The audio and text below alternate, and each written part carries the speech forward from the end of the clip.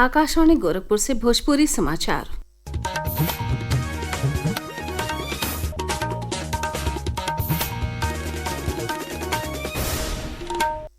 नमस्कार, समाचारों के साथ हम सोने निगम। राष्ट्र आज 79वां स्वतंत्रता दिवस देशभक्ति के भावना के साथ उत्साह के माहौल में मना रहल हवे। प्रधानमंत्री नरेंद्र मोदी आज भिन्न ही ऐतिहासिक लाल किला के प्राचीर से राष्ट्रध्वज फहरौले और देश के संबोधित कैले। उहाँ के कहले कि आजादी का ई पर्व 140 करोड़ लोगन के संकल्प और सामूहिक सिद्धि का पर्व हवे। 140 करोड़ देशवासी आज तिरंगे के रंग में रंगे हैं।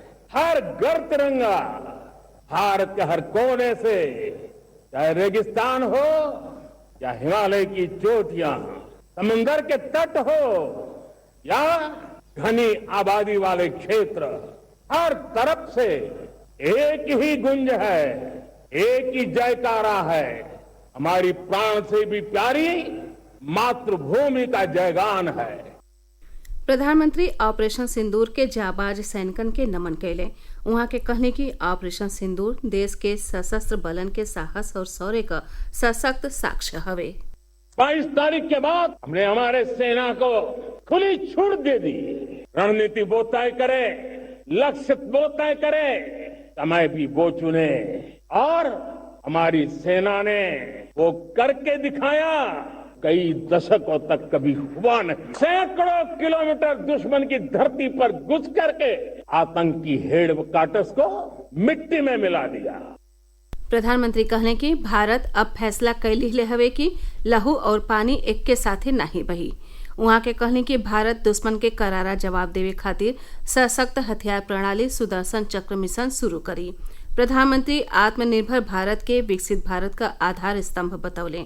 उहाँ के रक्षा प्रौद्योगिकी, ऊर्जा, अंतरिक्ष और विनिर्माण क्षेत्र में देश के प्रगति का जिक्र कैली। श्री मोदी 1 लाख करोड़ रुपया से प्रमुख रोजगार योजना शुरू कैले का घोषणा कैले। उहाँ के कहने की प्रधानमंत्री विकसित भारत रोजगार नाव का ई योजना 15 अगस्त के लागू हो रहल हवे। ई योजना के तहत निजी क्षेत्र में पहली नौकरी पावे वाले नौजवानन के 15,000 रुपया सरकार की ओर से दिहल जाये। प्रधानमंत्री कहले कि आवे वाले दिवाली ले नेक्स्ट जनरेशन जीएसटी सुधार शुरू कैल जाये। पिछले 8 साल से हमने जीएसटी का बहुत बड़ा रिफॉर्म किया। पूरे देश में टैक्स के बर्डन को कम किया। समय की मांग है कि हम एक बार उसको रिव्यू करें। हमने एक हाई पावर कमेटी को बिठा करके रिव्यू शुरू किया। राज्यों से भी विचार विमर्श किया। हम नेक्स्ट जनरेशन जीएसटी रिफॉर्म्स लेकर के आ रहे हैं। ये दिवाली के अंदर आपके लिए तोहफा बन जाएंगे। ओहर प्रदेश में स्वतंत्रता दिवस का मुख्य समारोह विधान भवन के सामने आयोजित कैल गयी, जहां मुख्यमंत्री योगी आदित्यनाथ ध्वजारोहण कैले। एह मौका पर उहाँ के कहने की सुनियोजित कोशिश का परिणाम हो कि आज भारत दुनिया का चौथा बड़हन अर्थव्यवस्था बन गयल हवे। भारत के स्वदेशी मॉडल पर अब दुनिया के भरोसा हो चलल बा। सुनियोजित प्रयास और टीम वर्क का परिणाम है कि आज भारत दुनिया की चौथी बड़ी अर्थव्यवस्था बना है। आज भारत के पास सामर्थ्य है।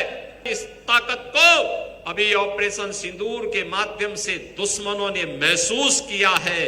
जब लखनऊ में बनी ब्रह्मोस मिसाइल दुश्मन के घर पे घुस करके उसके अड्डों को तहस नहस करती है, तो उसे भारत के स्वदेशी मॉडल पर उसको भी अब विश्वास हो चला है।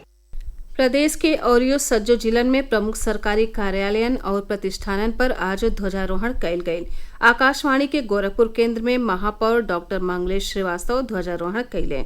इस मौका पर निदेशक राहुल सिंह के अलावा बिहार सूचना आयोग का सचिव संदीप अग्निहोत्री मौजूद रहे। निदेशक बतौले कि बरिस 2047 ले विकसित भारत के सरकार के दृष्टिकोण के हिसाब से एह बरिस स्वतंत्रता दिवस समारोह का विषय नया भारत हवे। जन्माष्टमी का पर्व बिहने प्रदेश भर में श्रद्धा, भक्ति और उत्साह के माहौल में मनावल जाई। मथुरा में श्री कृष्ण जन्मोत्सव के भव्य और दिव्य बनावे खातिर जोर शोर से तैयारी चल रहल बा। वहां के श्री कृष्ण जन्मस्थान सेवा संस्थान का सदस्य गोपेश्वर चतुर्वेदी बतौले कि एह बेरी ऑपरेशन सिंदूर के ध्यान में रखत जन्मोत्सव कार्यक्रम के राष्ट्रभक्ति से जोड़ल जा रहल हौ। जन्मस्थान पर ऑपरेशन सिंदूर का आकर्षक कटआउट लगावल जा रहल बा। जन्माष्टमी पर्व पर होखे वाली पूजा का सजीव प्रसारण का इंतजामों कइल जा रहल हवे, जैसे ढेर से ढेर श्रद्धालु ओके देख सके। मुख्यमंत्री योगी आदित्यनाथ गोरखपुर के गुरु गोरखनाथ मंदिर में जन्माष्टमी मनई है। वहां के आधी रात के जन्माष्टमी पूजन के बादे श्री कृष्ण के बाल स्वरूप के पालना में झुलई हैं। एकरे साथ ही इस समाचार बुलेटिन पूरा भइल। नमस्कार।